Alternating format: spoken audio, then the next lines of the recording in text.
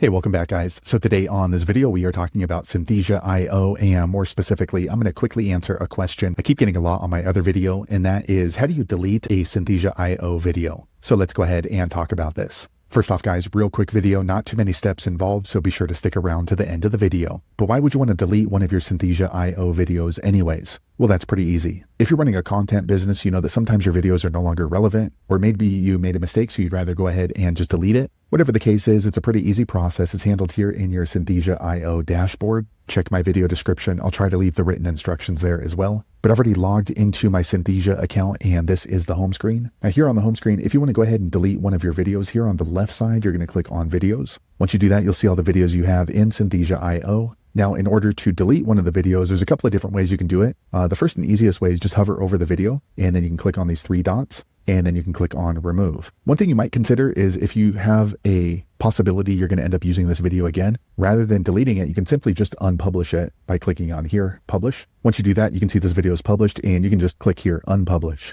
Okay, so now the video is unpublished, and that way you don't completely delete it in case you're going to be using it in the future, but no one's going to be able to access it except for you. However, if you're sure you want to go ahead and delete it, you can go ahead and just click on the remove button. Another way you can do this is you can just click on the little dot next to the video, and then you can click on remove down here in red. So there you have it, guys. If you're wondering how to delete one of your Synthesia videos, that's the easiest way I know how to do it. If you know an easier way, be sure to leave a comment below. Let the rest of us know how you did it. Hopefully you found that video useful. If so, click thumbs up, or maybe consider subscribing to my channel, and I hope to see you on the next video. Thanks again for watching.